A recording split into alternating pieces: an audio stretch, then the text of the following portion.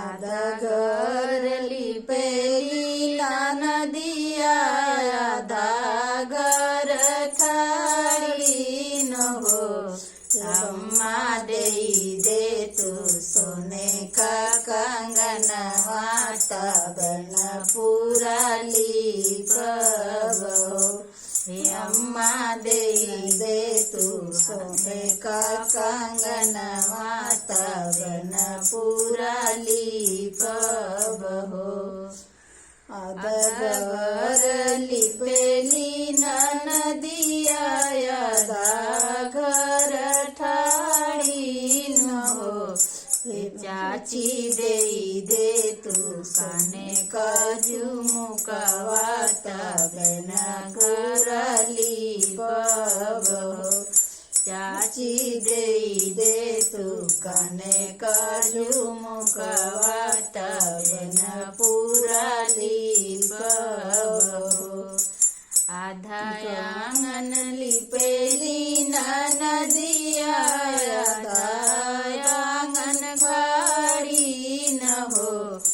भाभी दे तू सोने का सिकड़िया तबन पूरा लीपबो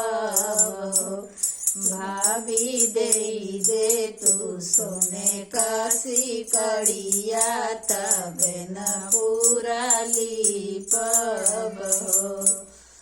आधा आंगन लिपेली नदिया आधा आंगन ठाड़ी न हो भाभी दे तू नाकी नाथियावा तबन पूरा लीपबो भाभी दे तू नाकी नाथियावा तबन पूरा लीपबो आधा आंगन लिपेली नदिया आधा आंगन ठाड़ी न हो भाभी दे तू हाथ का अंगूठिया तबन पूरा लीपबो भाभी दे तू हाथ का अंगूठिया तबन पूरा लीपबो आधा घर लिपेली नदिया आधा घर ठाड़ी न हो पापा देता सोने का हरउआ तबन पूरा लीपबो पापा देता सोने का हरउआ तबन पूरा लीपबो आधा घर लिपेली नदिया आधा घर ठाड़ी न हो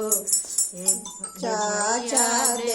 देता सोने का कंगनवा तबन पूरा लीपबो चाचा देता सोने का कंगनवा तबन पूरा लीपबो आधा घर लिपेली नदिया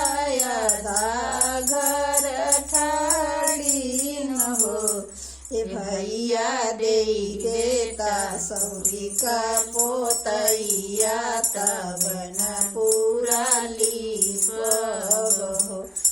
भैया देता सौरी का पोतैया तबन पूरा लीपबो